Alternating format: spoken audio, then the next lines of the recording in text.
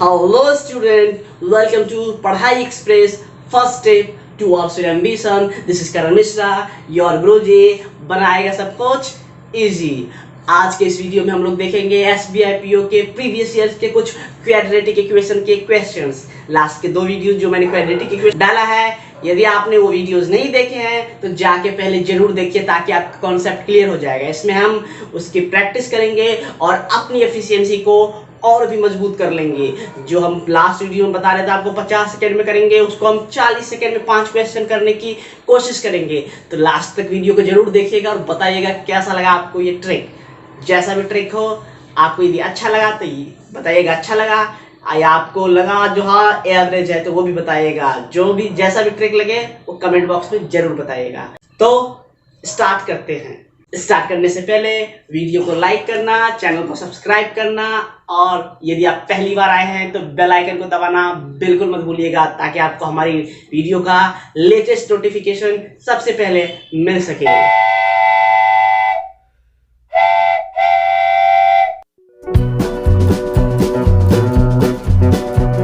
ये रहा SBI PO prelims 2018 8/7/2018 का जो पेपर था, वो है उसके 5 क्वाड्रेटिक इक्वेशंस और इसको हम अभी सॉल्व करेंगे। ठीक है, तो दोस्तों लाइक करना, सब्सक्राइब करना और कमेंट करना जो कैसा लगा आपको वीडियोस बिल्कुल मत भूलिएगा। और इसका जो यदि आपको बेसिक नहीं क्लियर है तो इसका बेसिक का लिंक मैंने इसके डिस्क्रिप्शन में दे रखा है और साथ ही साथ आई बटन पे आप क्लिक करोगे तो वहाँ से भी आपको मिल जाएगा। या बैंक PO का एक अलग ही सेक्शन मैंने बना रखा है, आप जाके प्लेलिस्ट से भी देख सकते हो। तो पहले वो देखिए फिर ये समझने की कोशिश कीजिए। तो हम जैसे ये 5 इक्वेशन, हम पहले इक्वेशन को सॉल्व करने की कोशिश करते हैं। पहला इक्वेशन में आप जैसे कि देख सकते हो, क्या देख सकते हो आप, जैसे कि यहाँ पे देख पा रहे हो x² - 4x12। मैंने क्या बताया आपको, कुछ नहीं देखना है, c का फैक्टर निकालना है। c का ऐसा फैक्टर निकालना है जिसको मल्टीप्लाई करने पे 12 आ जाए और सब्ट्रैक्ट करने पे, सब्ट्रैक्ट क्यों, क्योंकि यहाँ पे जो साइन होता है वो करने पे, सब्ट्रैक्ट करने पे आपका 4 आ जाए तो 6 और 2। तो यहाँ पे मैं लिख सकता हूँ, मैं पहला क्वेश्चन सॉल्व कर रहा हूँ, इसके फैक्टर मैं लिख सकता हूँ 6 और 2। मैंने क्या बताया इसके बाद, 6 और 2 में जो b का साइन है, b का जो साइन है वो ग्रेटर के साथ लगा दो। इसके साथ ही मैंने -6 लगाया और हमें 4 बनाना है क्योंकि घटाना है ना, ऑपरेशन क्या करना है हमें माइनस का।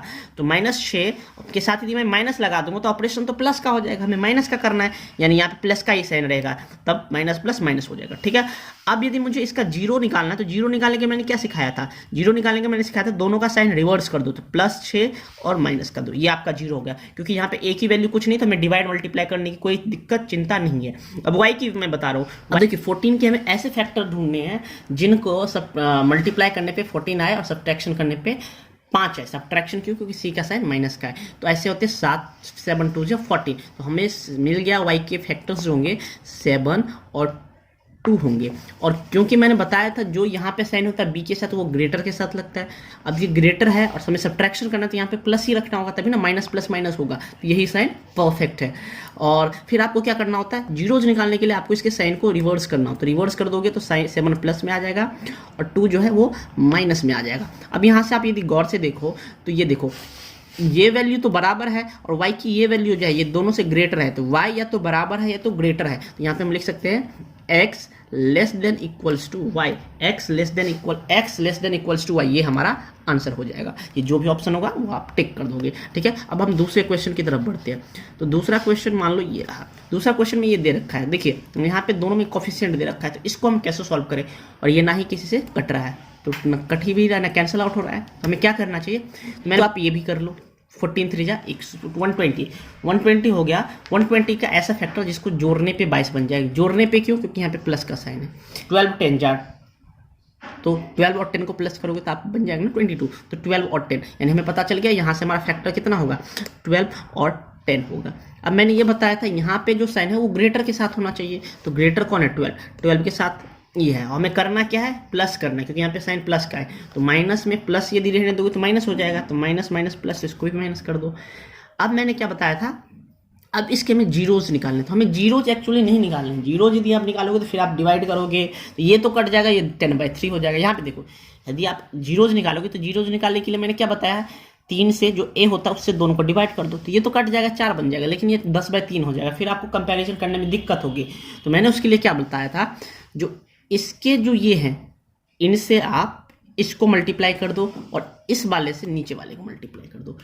3 से आप नीचे वाले इक्वेशन जीरोस को मल्टीप्लाई कर दो और 5 से आप ऊपर वाले के जीरोस को मल्टीप्लाई कर दो। तो 5 से भी आप ऊपर वाले के जीरोस को मल्टीप्लाई करते हो तो ये कितना बन जाएगा, 12 5 जा -60 है, और ये बन जाएगा आपका 50 बन जाएगा। ये आपका हो गया।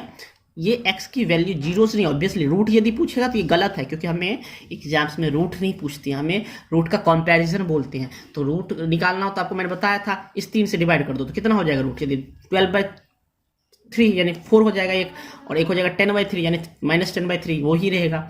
लेकिन हमें कंपैरिजन करना है तो ये ज़्यादा आसान है। हमने क्या करना है, दूसरे वाले के a से इसको मल्टीप्लाई कर देना है, ठीक है। अब हमें y का निकालना है, तो ये आपका हो गया मान लो x की वैल्यू, ठीक है। अब y निकालोगे आप, तो y के लिए पहले तो जीरोस लिखना है। 16 5 जा 80, 80 को ऐसे आप मल्टीप्लाई करो, जो मल्टीप्लाई करने पे तो 80 बने और प्लस करने पे 21 बन जाए। तो ऐसे सोचो, 16 पंचे 21, ये खुद बन रहा है ना, देखो 16 और 5 मिलकर 25 1 बन रहा है। तो यही कर दो आप। इसके जो दो फैक्टर हो जाएंगे, एक हो जाएंगे 16 और दूसरा हो जाएगा 5 हो जाएगा। अब क्या बताया था मैंने, जो यहाँ पे साइन है वो ग्रेटर के साथ लगाओ, इसके साथ माइनस का साइन, इसके साथ भी माइनस का, क्योंकि माइनस माइनस ही प्लस होगा तभी 21 बनेगा, ठीक है। अब मैंने क्या सिखाया, जो साइन आप पहले चेंज कर दो, ये प्लस का हो जाएगा, साइन चेंज करके प्लस का हो जाएगा, ये नहीं बताया था मैंने। अब देखिए यहाँ पे हमने -16 -5 लिख दिया। अब इसके बाद क्या करना है, सबसे पहले तो साइन चेंज करना है। तो ये कितना हो जाएगा, प्लस का 16 और प्लस का 5 हो जाएगा, ठीक है। इसके बाद मैंने क्या बोला था आपको, इसको आपको, क्योंकि इसके पास भी कोफिशिएंट था दूसरे इक्वेशन के पास, तो दूसरे के कोफिशिएंट से आप इसको मल्टीप्लाई कर दो। दूसरे का a कितना है 3, तो 3 से आप इसको मल्टीप्लाई कर दो तो कितना हो जाएगा 48 और 50। अब दोनों का कंपैरिजन करो, तो y की जो दोनों वैल्यू है, y की जो दोनों वैल्यू 15 भी दोनों से छोटी है और 48 भी दोनों से छोटी है, तो यानी यहाँ पे हम बोल सकते हो x जो है वो बड़ा है y से, तो x जो है वो ऐसे ग्रेटर है। तो ये आपका आंसर हो गया। आई होप आपको समझ में आया होगा। एक बार मैं फिर समझा देता हूँ ताकि आपके कॉन्सेप्ट क्लियर हो जाए। मैंने सबसे पहले क्या किया, 40 और 3 को मल्टीप्लाई किया, 120 है। अब 120 को आपको ऐसे करना है फैक्टर्स जिसके जोड़ने पे 22 बन जाए, तो 12 और 10, तो वो मैंने यहाँ पे लिख दिया 12 और 10। फिर मैंने क्या किया, क्योंकि 22 के पास माइनस का साइन है तो मैंने 12 के पास माइनस लगाया, तो इसके पास भी माइनस लगाना पड़ेगा, तभी ना 12 और 10 मिलके जुड़ जाएगा और 22 बनेगा। ये चीज़ मैंने कर लिया। फिर मैंने क्या किया, इनके साइन चेंज कर दिए। इनके साइन यदि आप चेंज करोगे तो ये हो जाएंगे प्लस के 12 और प्लस के 10 हो जाएंगे, ठीक है। ये आपके हो जाएंगे साइन चेंज करने के बाद। साइन चेंज करने के बाद प्लस के 12 और प्लस के 10 हो जाएंगे। फिर मैंने क्या बताया, क्योंकि दूसरे वाले y के पास 5 कोफिशिएंट है ना, तो दूसरे वाले के कोफिशिएंट से आप इसको मल्टीप्लाई कर दोगे, तो ये तो जीरोज नहीं होगा बट हमें कंपैरेटिवली वैल्यू चाहिए, तो ये हम कर सकते हैं। तो 12 5 जा 60 और 10 5 जा 50, तो ये आपका कंपैरेटिव वैल्यू हो गया। और ये आपका जीरोज नहीं है। जीरोज यदि आपको निकालने पूछता तो ऑब्वियसली आप क्या करते, 12 को 3 से डिवाइड करते और 10 को भी आप 3 से डिवाइड करते, क्योंकि a से डिवाइड करते। तो ये आपका हो गया x की वैल्यू। y के लिए हमने क्या किया, सेम वही किया, 16 5 को ऐसे स्प्लिट करो जिससे आपका ये 21 बन जाए। तो 16 + 5 भी 21 होता है और 16 5 80 भी होता है, तो ये मैंने लिख दिया। फिर मैंने साइन किस हिसाब से लगाया, b के हिसाब से। b के पास माइनस का 21 है तो यहाँ पे -16 लिखा, यहाँ पे भी -5 लिखा। अब मैंने साइन को क्या कर दिया, चेंज कर दिया, -16 से +16 हो जाएगा, -5 से +5 हो जाएगा। फिर मैंने क्या करा, साइन चेंज करने के बाद मैंने बताया था, क्योंकि यहाँ पे 3 था इसके दूसरे के कोफिशिएंट में, तो दूसरे के कोफिशिएंट से आप इसके जीरोस को मल्टीप्लाई कर दो, 48 और 15। अब मैंने कंपैरिजन किया था, हमें दिख रहा है x साफ साफ जो y के दोनों वैल्यू से x क्या है, बड़ा ग्रेटर है, तो x ग्रेटर देन y। ये आपको दूसरा क्वेश्चन हो गया। थर्ड करते हैं। आई होप आपको समझ में आया होगा, नहीं समझ में आया होगा तो आप दोबारा देख लेना, समझ में आ जाएगा। थर्ड क्वेश्चन देखते हैं। थर्ड में और भी कॉन्सेप्ट आपके क्लियर हो जाएंगे। यहाँ पे देखिए 25 और 12 है। 25 12 को यदि आप मल्टीप्लाई करते हो तो कितना बनता है, ये बनता है 300, ठीक है। एक तो आप ऐसे कर सकते हो, नहीं तो मैं आपको सजेस्ट करूंगा 25 का फैक्टर लिख लो 5 5 और 12 का फैक्टर लिख लो 3 और 4, 3 और 2 और 2।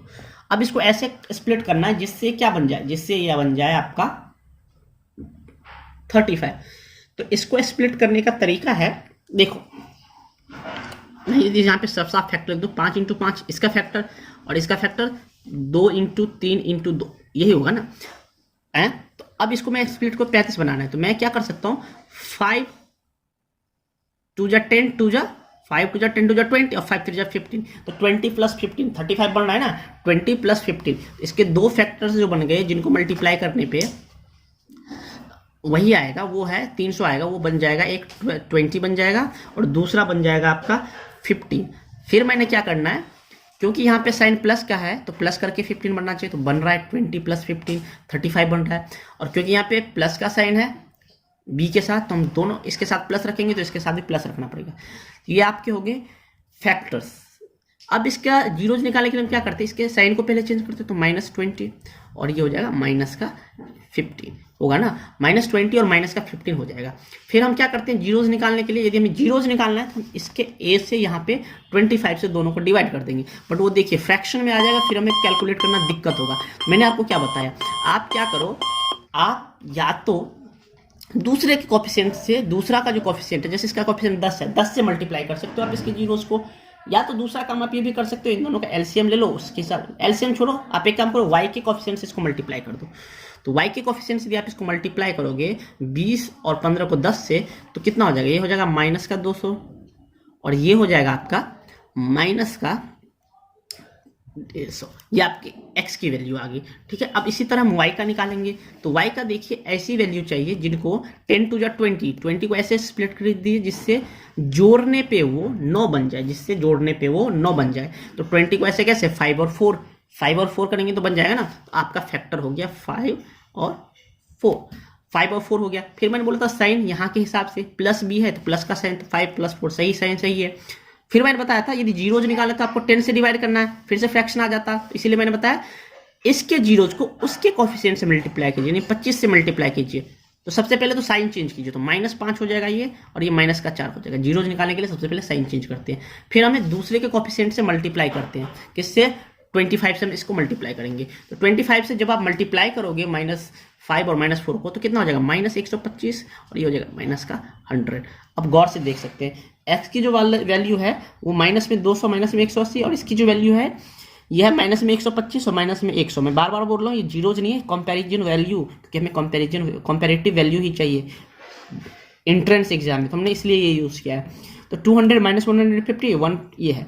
अब इसमें हम क्या कर सकते हैं, तो अब देखिए यहाँ पे x की दोनों वैल्यू जो है वो y से क्या है, छोटी है, क्योंकि हालांकि माइनस का वैल्यू तो बड़ी है बट साइन माइनस का यानी छोटी है, तो यहाँ पे हम लिख सकते हैं ना x हमेशा y से क्या है, छोटा है, क्योंकि 125 भी दोनों से बड़ा है माइनस का इसलिए, और 100 भी बड़ा है क्योंकि माइनस है इसलिए, तो x y। तो ये आपका आंसर हो जाएगा इस क्वेश्चन का। क्वेश्चन नंबर 4 की तरफ बढ़ते हैं। तो क्वेश्चन नंबर 4 आप देखिए, 4th क्वेश्चन में आप देखिए आपको 12 × 12 के ऐसे फैक्टर ढूंढने हैं जिनको आपको जोड़ने पे क्या आ जाएगा, 7 आ जाएगा। 12 के ऐसे फैक्टर 3 और 4 होते हैं, तो आपका फैक्टर हो गया 3 और 4, क्योंकि 3 4 × 12।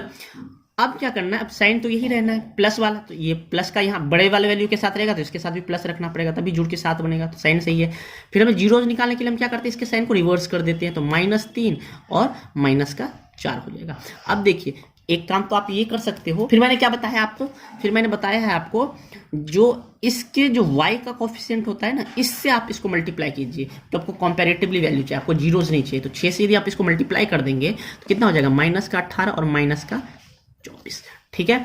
अब ये आपका हो गया, ये आपकी x की वैल्यू होगी। अब y का वैल्यू निकालना है, तो y की वैल्यू कैसे होगी 1, तो ऐसा 1 का ऐसा फैक्टर ढूंढिए 1 6 × 6 जिससे ये 5 मतलब जोड़ने पे 5 बने, तो 3 2 × 6, तो 3 2 × 6, तो आपका एक हो गया 3, दूसरा हो गया 2, और दोनों के बीच में प्लस का ही साइन रहेगा क्योंकि b क्या है, प्लस है, तो ये सही है। अब जीरोज निकालने के लिए हम इसका क्या कर देंगे, -3 साइन चेंज करने के बाद मैंने बताया था इसके, क्योंकि x² का ऑप्शन 12 है, तो y के वैल्यू में x² के कोएफिशिएंट से मल्टीप्लाई कर दो, तो कितना हो जाएगा, 12 से मल्टीप्लाई करोगे यदि आप, तो 12 3 × -36 और 12 2 × -24, ये आपकी y की वैल्यू होगी। अब दोनों को कंपैरिजन कीजिए, तो एक तरफ तो y बराबर है और दूसरा y जो है ये इन दोनों से छोटा है, तो x हमेशा बड़ा है या बराबर है, तो x > = y, ये आपका इसका आंसर हो जाएगा।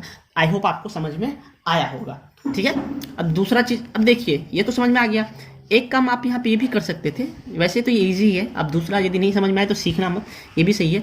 जैसे 6 और 12 का फैक्टर कितना होता है, 12, तो आप इसके जीरोज को बस 2 से मल्टीप्लाई कर देते, क्योंकि यहाँ तो ऑलरेडी 12 है तो इसको भी 12 करना था, तो ऐसे भी कर सकते थे, बट आप ये भी सही है, यही सीखिए, क्योंकि कंफ्यूज हो जाते हैं बच्चे, तो आपका यही कॉन्सेप्ट सही रहेगा, एक पे ही चलिए। पांचवा क्वेश्चन देखिए यहाँ पे क्या है, हमको 10 3 × 30 लाना है, तो 10 + 3 को जोड़ेंगे तो भी 30 हो रहा है, तो आंसर क्या हो जाएगा, अच्छा घटाने पे 30 आना चाहिए। एक चीज़ यहाँ पे देखिए गौर से, कई बच्चे यहाँ पे क्या कर देंगे 10 + 3 13 हो रहा है और 10 × 3 13 हो रहा है, बट यहाँ पे हमें घटाने के बाद 13 लाना चाहिए। 10 और 3 इसका फैक्टर बिल्कुल नहीं होगा, 10 और 3 फैक्टर नहीं होगा, क्योंकि यहाँ पे हमें घटाने पे 13 आना है, जोड़ने पे नहीं। 10 + 3 13 होता है, तो ये गलत है। और दूसरा सोचिए 15 और 2 15 2 जा भी 30 होता है ना, और 15 में से 2 घटाते हो तब भी आपका 13 आता है, तो इसका फैक्टर हो जाएगा 15 और 2।